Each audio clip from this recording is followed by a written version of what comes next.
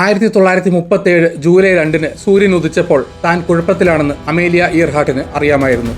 റേഡിയോയിലൂടെ അവൾ പറഞ്ഞു, ഞങ്ങൾ നിങ്ങളോടൊപ്പം ഉണ്ടായിരിക്കണം, പക്ഷെ നിങ്ങളെ കാണാൻ കഴിയുന്നില്ല. ഇന്ധനം കുറഞ്ഞു വരികയാണ്. റേഡിയോ വഴി നിങ്ങളെ ബന്ധപ്പെടാൻ കഴിയുന്നില്ല. ഞങ്ങൾ 1000 അടി ഉയരത്തിലാണ് പറക്കുന്നത്. കണ്ണിന് കാണാൻ കഴിയുന്നത്ര ദൂരെ എല്ലാ ദിശകളിലേക്കും അവളുടെ താഴെ വെള്ളം മാത്രമായിരുന്നു. നിർഭാഗ്യകരമായ സംഭവങ്ങളുടെയും മോശം തീരുമാനങ്ങളുടെയും ഒരു പരമ്പരയിലൂടെയാണ് അവൾ ഈ ദുരവസ്ഥയിലേക്ക് എത്തിച്ചേർന്നത്. വ്യോമയാന ചരിത്രത്തിലെ ഒരു പയനിയർ വ്യക്തിത്വമായി അമേലിയ ഇയർഹാർട്ട് നിലകൊള്ളുന്നു. അവളുടെ നിരവധി വിപ്ലവകരമായ നേട്ടങ്ങൾക്ക് അവൾ ആഘോഷിക്കപ്പെടുന്നു. 1932 അറ്റ്ലാന്റിക് സമുദ്രത്തിന് കുറുകെ ഒറ്റയ്ക്ക് പറക്കുന്ന ആദ്യ വനിതയായി അവർ മാറി. ഈ നേട്ടം അവളുടെ അസാധാരണമായ പൈലറ്റിംഗ് കഴിവുകൾ പ്രദർശിപ്പിക്കുക മാത്രമല്ല, സാമൂഹിക മാനദണ്ഡങ്ങളെ വെല്ലുവിളിക്കുകയും എണ്ണമറ്റ സ്ത്രീകളെ വ്യോമയാനത്തിൽ കരിയർ പിന്തുടരാൻ പ്രചോദിപ്പിക്കുകയും ചെയ്തു. 1937 ഇയർഹാർട്ട് ലോകം ചുറ്റാനുള്ള ഒരു അഭിലാഷ ശ്രമം ആരംഭിച്ചു. കാലിഫോർണിയയിലെ ഓക്ലാൻഡിൽ നിന്ന് പുറപ്പെട്ട അവളും അവളുടെ നാവികനായ ഫ്രെഡ് നൂനനും ഗണ്യമായ ഭൂപ്രദേശം ഉൾക്കൊള്ളുന്ന ഒന്നിലധികം ഭൂഖണ്ഡങ്ങൾ സഞ്ചരിച്ചു. എന്നിരുന്നാലും ഹൗലൻ ദ്വീപിലേക്കുള്ള വഴിയിൽ പസഫിക് സമുദ്രത്തിന് മുകളിലുള്ള ഒരു നിർണായക ഘട്ടത്തിൽ റേഡിയോ കോണ്ടാക്ട് നഷ്ടപ്പെട്ടു. വിപുലമായ തിരച്ചിൽ ശ്രമങ്ങൾ ഉണ്ടായിരുന്നിട്ടും ഇയർഹാർട്ട്, നൂനൻ, അവരുടെ വിമാനങ്ങൾ എന്നിവ ഒരിക്കലും കണ്ടെത്താനായില്ല. ഇയർഹാർട്ടിന്റെ തിരോധാനത്തെ ചുറ്റിപ്പറ്റിയുള്ള ദുരൂഹ സാഹചര്യങ്ങൾ ജനപ്രിയ സംസ്കാരത്തിൽ അവരുടെ പാരമ്പര്യം ഉറപ്പിക്കുകയും നിരവധി സിദ്ധാന്തങ്ങളിലേക്കും നടന്നുകൊണ്ടിരിക്കുന്ന അന്വേഷണങ്ങളിലേക്കും നയിക്കുകയും ചെയ്തു. പര്യവേക്ഷണത്തിനായുള്ള മനുഷ്യന്റെ നിലനിൽക്കുന്ന ആവേശത്തെയും ഉത്തരങ്ങൾക്കായുള്ള അന്വേഷണത്തെയും പ്രതീകപ്പെടുത്തുന്ന അവരുടെ കഥ പൊതുജനങ്ങളുടെ ഭാവനയെ ആകർഷിക്കുന്നു. അമേലിയ ഇയർഹാർട്ടിന് വ്യോമയാനത്തോടുള്ള അഭിനിവേശം നന്നേ ചെറുപ്പത്തിലേ തന്നെ ആരംഭിച്ചു. 1897 ജൂലൈ 24 കൻസാസിലെ അച്ചിസണിൽ ജനിച്ച അവർക്ക് സാഹസികത ഇഷ്ടപ്പെട്ടിരുന്നു. 1920 ഡിസംബർ 28 23-ാം വയസ്സിൽ ലോസ് ഏഞ്ചൽസ് സംസ്ഥാന മേളയിൽ പൈലറ്റ് ഫ്രാങ്ക് ഫോക്സിനൊപ്പം അവർ ആദ്യ വിമാനം പറത്തി. അവളുടെ പിതാവ് 10 മിനിറ്റ് സവാരിക്ക് $10 നൽകി. ലോകത്തിലെ ഏറ്റവും വേഗതയേറിയ എയർമാൻ എന്നാണ് US ആർമി എയർ സർവീസ് പൈലറ്റായ ഫോക്സ് അറിയപ്പെട്ടിരുന്നത്. 1920 പൈലറ്റ് ഫ്രാങ്ക് ഫോക്സിനുമൊത്തുള്ള 10 മിനിറ്റ് വിമാനയാത്രയിൽ നിന്ന് അവൾക്ക് ഇനിയും കൂടുതൽ പറക്കണമെന്ന് ബോധ്യമായതോടെ വിമാനയാത്രകളോടുള്ള അവളുടെ ആകർഷണം ശക്തമായി. ഈ പുതിയ അഭിനിവേശം പിന്തുടരാൻ തീരുമാനിച്ച ഇയർഹാർട്ട് പറക്കൽ പാഠങ്ങൾക്കായി $1000 സമ്പാദിക്കാൻ വിവിധ ജോലികൾ ചെയ്തു. നേതാ സ്നൂക്കിന്റെ നിർദ്ദേശപ്രകാരം 1921 ജനുവരി 3 അവർ പരിശീലനം ആരംഭിച്ചു. അയോവയിലെ ആദ്യത്തെ വനിതാ വൈമാനികയായിരുന്നു നേതാ സ്നൂക്ക്. വെർജീനിയയിലെ കർട്ടിസ് ഫ്ലൈയിംഗ് സ്കൂളിൽ പ്രവേശനം നേടിയ ആദ്യ വനിതാ വിദ്യാർത്ഥിനി, സ്വന്തമായി വ്യോമയാന ബിസിനസ് നടത്തുന്ന ആദ്യ വനിതാ വൈമാനിക, ഒരു വാണിജ്യ വ്യോമത്താവളം നടത്തുന്ന ആദ്യ വനിത, അങ്ങനെ ഒട്ടനവധി നേട്ടങ്ങൾക്ക് ഉടമയായിരുന്നു നേതാ സ്നൂക്ക്. 1922 ഒക്ടോബർ 22 ആയപ്പോഴേക്കും അമീലിയ തന്റെ കിന്നർ എയർസ്റ്റർ ബൈപ്ലെയിൻ 14,000 അടി ഉയരത്തിൽ പറത്തി വനിതാ പൈലറ്റുമാർക്കായി ഒരു ലോക റെക്കോർഡ് സ്ഥാപിച്ചു. അടുത്ത വർഷം federation aeronautics international pilot licence നൽകുന്ന അമേരിക്കയിലെ 16ാമത്തെ വനിതയായി. തന്റെ കരിയറിലുടനീളം ഇയർഹാർട്ട് നിരവധി നാഴികക്കല്ലുകൾ കൈവരിച്ചു. അത് വ്യോമയാന ചരിത്രത്തിൽ തന്റെ പാരമ്പര്യം ഉറപ്പിച്ചു. 1928 ഒരു യാത്രക്കാരിയായി അറ്റ്ലാന്റിക് സമുദ്രത്തിന് കുറുകെ പറന്ന ആദ്യ വനിതയായി അവർ അന്താരാഷ്ട്ര പ്രശംസ നേടി. ഈ നേട്ടത്തിൽ സംതൃപ്തി അവർ 1932 ഒറ്റയ്ക്ക് അറ്റ്ലാന്റിക് കടന്നു പറന്ന ആദ്യ വനിതയും ചാൾസ് ലിൻഡൻബർഗിന് ശേഷം രണ്ടാമത്തെ വ്യക്തിയുമായി. അവരുടെ നേട്ടങ്ങൾ ഈ വിമാനങ്ങൾക്കപ്പുറം വ്യാപിച്ചു. 1935 ഹവായിലെ ഹോണോലുലുവിൽ നിന്ന് കാലിഫോർണിയയിലെ ഓക്ലൻഡിലേക്ക് ഒറ്റയ്ക്ക് പറന്ന ആദ്യ വ്യക്തി കൂടിയായിരുന്നു അവർ. 1937 ലോകമെമ്പാടും സഞ്ചരിക്കാനുള്ള ഇയർഹാർട്ടിന്റെ ശ്രമം ആരംഭിച്ചു. വ്യോമയാനത്തിന്റെ അതിരുകൾ ഭേദിക്കാനും മറ്റുള്ളവരെ അവരുടെ സ്വപ്നങ്ങൾ പര്യവേഷണം ചെയ്യാനും സാക്ഷാത്കരിക്കാനും പ്രചോദിപ്പിക്കാനുമുള്ള ആഗ്രഹമാണ് അവളെ നയിച്ചത്. വ്യോമയാനത്തിൽ സ്ത്രീകൾക്ക് അസാധാരണമായ നേട്ടങ്ങൾ കൈവരിക്കാൻ കഴിയുമെന്ന് തെളിയിക്കുന്നതിനെക്കുറിച്ചായിരുന്നു അവരുടെ യാത്ര. 1937 അമേലിയ ഇയർഹാർട്ട് ഏകദേശം 29,000 മൈൽ ദൂരം സഞ്ചരിക്കുക എന്ന ലക്ഷ്യത്തോടെ മധ്യരേഖാ പാതയിലൂടെ ലോകം ചുറ്റുന്ന ആദ്യ വനിതയാകാനുള്ള അഭിലാഷ ശ്രമം ആരംഭിച്ചു. ലോക്ഹീഡ് ഇലക്ട്ര 10E വിമാനം വാങ്ങുന്നതിന് $50,000 നൽകിയ പർഡ്യൂ സർവകലാശാലയിൽ നിന്നുള്ള ഗണ്യമായ പിന്തുണയോടെയാണ് യാത്ര സൂക്ഷ്മമായി ആസൂത്രണം ചെയ്തത്. ഇരട്ട എഞ്ചിൻ മോണോപ്ലെയിനായ ലോക്ഹീഡ് ഇലക്ട്ര 10E 1936 ജൂലൈയിൽ ഇയർഹാർട്ടിനായി ഇഷ്ടാനുസൃതമായി നിർമ്മിച്ചതാണ്. അവരുടെ ഫ്ലൈയിംഗ് ലാബോറട്ടറി എന്ന് വിളിക്കപ്പെട്ട ഈ വിമാനത്തിൽ ദീർഘദൂര പറക്കലിന് അനുയോജ്യമായ അധിക ഇന്ധന ടാങ്കുകൾ ഉൾപ്പെടെ വിപുലമായ പരിഷ്കാരങ്ങൾ ഉൾപ്പെടുത്തിയിരുന്നു. തുടക്കത്തിൽ പൈലറ്റ്, വിദഗ്ധ റേഡിയോ ഓപ്പറേറ്റർ എന്നീ നിലകളിലെ വൈദഗ്ധ്യം കാരണം ക്യാപ്റ്റൻ ഹാരി മാനിങ്ങിനെ തന്റെ നാവിഗേറ്ററായി ഇയർഹാർട്ട് തെരഞ്ഞെടുത്തു. എന്നാലും ആകാശ നാവിഗേഷന്റെ വെല്ലുവിളികൾ തിരിച്ചറിഞ്ഞ് പ്രത്യേകിച്ച് വിശാലമായ സമുദ്ര പ്രദേശങ്ങളിൽ അവർ പിന്നീട് പാൻ അമേരിക്കൻ വേൾഡ് എയർവേസിന്റെ ട്രാൻസ് പസഫിക് റൂട്ടുകൾ ചാർട്ട് ചെയ്ത പരിചയസമ്പന്നനായ നാവിഗേറ്ററായ ഫ്രെഡ് ന്യൂനനെ ചേർത്തു. പ്ലാൻ അനുസരിച്ച് പ്രാരംഭ ഘട്ടങ്ങൾ മാനിങ് കൈകാര്യം ചെയ്യണമായിരുന്നു. കടുത്ത വെല്ലുവിളികൾ നിറഞ്ഞ പസഫിക് സെഗ്മെന്റുകൾ ന്യൂനൻ ഏറ്റെടുക്കണമായിരുന്നു. 1937 മാർച്ച് 17 കാലിഫോർണിയയിലെ ഓക്ലൻഡിൽ നിന്ന് ഹവായിലെ ഹോണോലുലുവിലേക്കുള്ള പടിഞ്ഞാറൻ വിമാനത്തിലാണ് യാത്ര ആരംഭിച്ചത്. നിർഭാഗ്യവശാൽ ഹവായിലെ ലൂക്ക് ഫീൽഡിൽ നിന്ന് പറന്നുയരുമ്പോൾ വിമാനത്തിന് കാര്യമായ കേടുപാടുകൾ സംഭവിച്ചു. ഇത് പര്യവേഷണം മാറ്റിവെക്കുന്നതിലേക്ക് നയിച്ചു. അറ്റകുറ്റപ്പണികൾക്ക് ശേഷം ഇയർഹാർട്ടും ന്യൂനനും ശ്രമം പുനരാരംഭിച്ചു.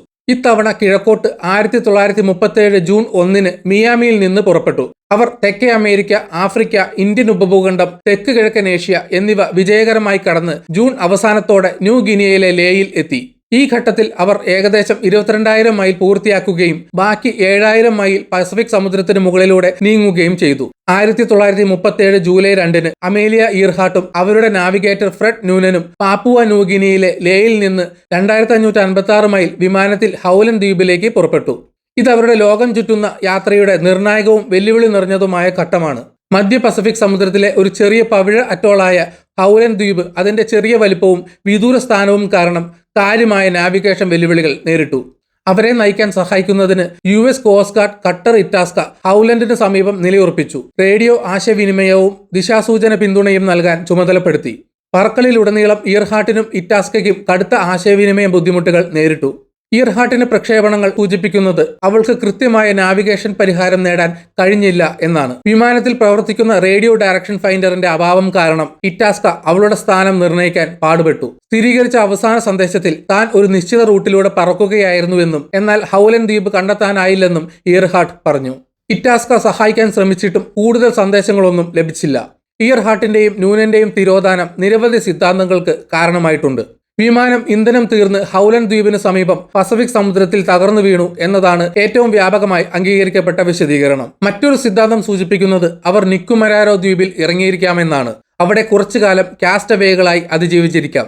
നാവിഗേഷൻ പിശകുകളോ സാങ്കേതിക തകരാറുകളോ അവരുടെ വിധിക്ക് കാരണമായി എന്ന് മറ്റ് സിദ്ധാന്തങ്ങൾ നിർദ്ദേശിക്കുന്നു. വിപുലമായ തിരച്ചിലും തുടർച്ചയായ അന്വേഷണങ്ങളും ഉണ്ടായിരുന്നിട്ടും അവരുടെ തിരോധാനത്തിന്റെ യഥാർത്ഥ സാഹചര്യങ്ങൾ വ്യോമയാനത്തിന്റെ ഏറ്റവും വലിയ രഹസ്യങ്ങളിലൊന്നായി തുടരുന്നു. 1937 ജൂലൈ 2 അമേലിയ ഇയർഹാർട്ടിന്റെയും ഫ്രെഡ് ന്യൂനന്റെയും തിരോധാനത്തെ തുടർന്ന് US നേവിയും കോസ്റ്റ് ഗാർഡും വിപുലമായ തിരച്ചിൽ ആരംഭിച്ചു. ഈ ദൗത്യത്തിൽ 9 കപ്പലുകളും 66 വിമാനങ്ങളും ഏകദേശം 4000 ഉദ്യോഗസ്ഥരും ഉൾപ്പെട്ടിരുന്നു. ഇത് US ചരിത്രത്തിലെ ഏറ്റവും വലുതും ചെലവേറിയതുമായ തിരച്ചിൽ ശ്രമങ്ങളിൽ ഒന്നായി മാറി. ഹൗലൻ ദ്വീപിനും ഫീനിക്സ് ദ്വീപുകൾക്കും ചുറ്റുമുള്ള പ്രദേശങ്ങൾ ഉൾപ്പെടെ പസഫിക് സമുദ്രത്തിന്റെ വിശാലമായ പ്രദേശങ്ങൾ ഉൾക്കൊള്ളുന്ന തിരച്ചിൽ 16 ദിവസം നീണ്ടുനിന്നു.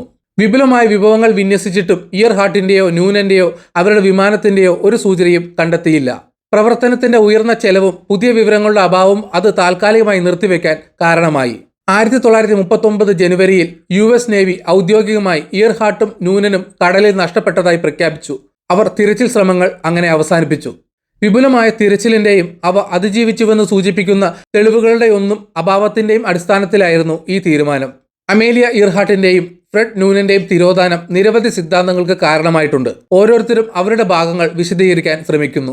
വ്യാപകമായി അംഗീകരിക്കപ്പെട്ട ക്രാഷ് ആൻഡ് സിങ്ക് സിദ്ധാന്തം പ്രകാരം ഹാവ്ലാൻ ദ്വീപ് കണ്ടെത്താൻ ശ്രമിക്കുന്നതിനിടെ ഇയർഹാർട്ടിന്റെ ലോക്ഹീഡ് ഇലക്ട്ര 10E ഇന്ധനം തീർന്നുവെന്നും ഇത് പസഫിക് സമുദ്രത്തിൽ തകർന്ന് മുങ്ങുന്നതിലേക്ക് നയിച്ചുവെന്നും പറയുന്നു.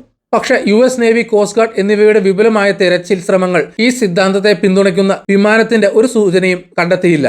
The international group for historic aircraft recovery TIGHAR നിർദ്ദേശിച്ച ഈ സിദ്ധാന്തം സൂചിപ്പിക്കുന്നത് ഫീനിക്സ് ദ്വീപുകളിലെ ജനവാസമില്ലാത്ത നിക്കുമറോറോ ദ്വീപിൽ ഇയർഹാർട്ടും ന്യൂനനും ഇറങ്ങിയിരിക്കാം എന്നാണ്. ദ്വീപിൽ നിന്ന് കണ്ടെത്തിയ കരകൗശല വസ്തുക്കളും അസ്ഥിക്കൂട അവശിഷ്ടങ്ങളും പോലുള്ള തെളിവുകൾ ഈ സിദ്ധാന്തത്തെ പിന്തുണയ്ക്കുന്നതായി ചിലർ വ്യാഖ്യാനിക്കുന്നുണ്ടെങ്കിലും ഇത് വിവാദമായി തുടരുന്നു. ചാരവൃത്തി സംശയത്തെ തുടർന്ന് ജാപ്പനീസ് സൈന്യം ഇയർഹാർട്ടിനെയും ന്യൂനനെയും പിടികൂടുന്നതായി ഒരു സിദ്ധാന്തം അനുമാനിക്കുന്നു. ചില വക്താക്കൾ കെട്ടുകഥകളും ആരോപണ വിധേയമായ ഫോട്ടോഗ്രാഫുകളും ഉദ്ധരിക്കുന്നുണ്ടെങ്കിലും ഈ അവകാശവാദത്തെ സാധൂകരിക്കുന്നതിന് വ്യക്തമായ തെളിവുകളൊന്നുമില്ല.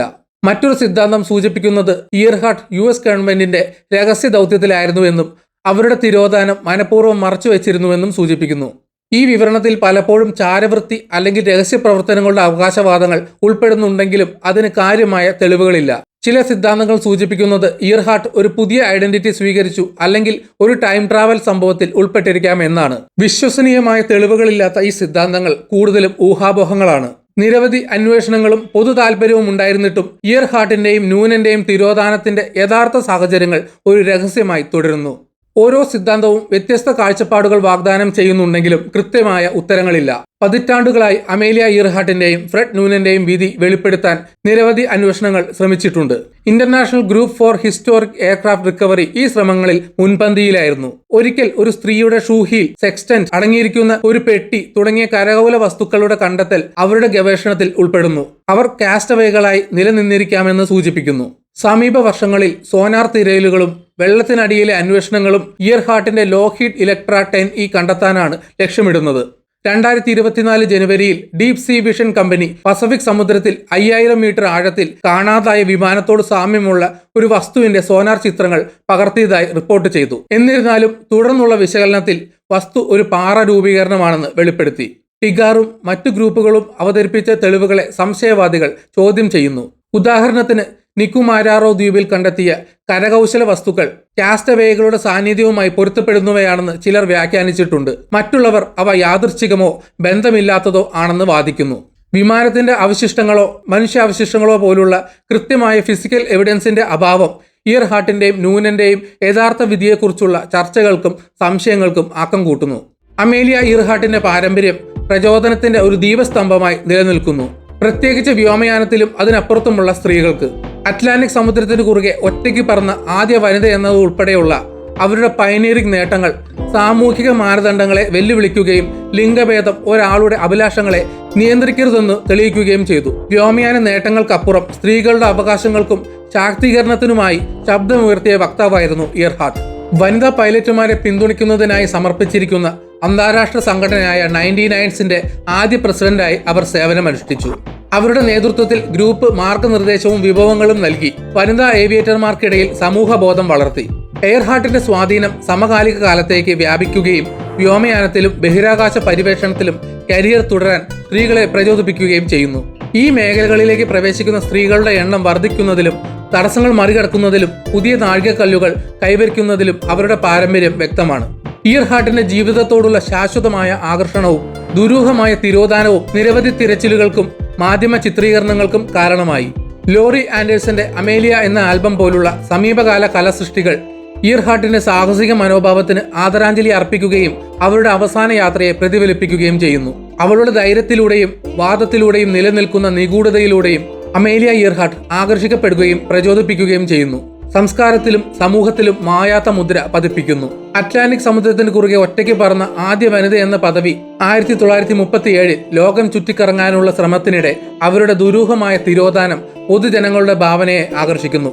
നിരവധി സിദ്ധാന്തങ്ങൾക്കും തുടർച്ചയായ തിരയൽ ശ്രമങ്ങൾക്കും പ്രചോദനമായി തുടരുന്നു. തങ്ങളുടെ സ്വപ്നങ്ങൾ പിന്തുടരുന്നതിനും സാമൂഹിക മാനദണ്ഡങ്ങളെ വെല്ലുവിളിക്കുന്നതിനും തലമുറകളെ പ്രചോദിപ്പിക്കുന്ന ഇയർഹാർട്ടിന്റെ പാരമ്പര്യം നിലനിൽക്കുന്നു. ഈ വീഡിയോ എവിടെ നിർത്തുന്നു. നിങ്ങൾക്ക് വീഡിയോ ഇഷ്ടപ്പെട്ടെങ്കിൽ ലൈക്ക് ചെയ്യുക. ചാനൽ സബ്സ്ക്രൈബ് ചെയ്തിട്ടില്ലെങ്കിൽ മറക്കാതെ സബ്സ്ക്രൈബ് ചെയ്യണം. അതുപോലെ നിങ്ങളുടെ വിലയേറിയ അഭിപ്രായം കമന്റിൽ രേഖപ്പെടുത്തണം. നോട്ടിഫിക്കേഷൻ ബെൽ ബട്ടൺ അമർത്താൻ മറക്കരുത്. മറ്റൊരു വീഡിയോയുമായി വീണ്ടും കാണാം. ബൈ.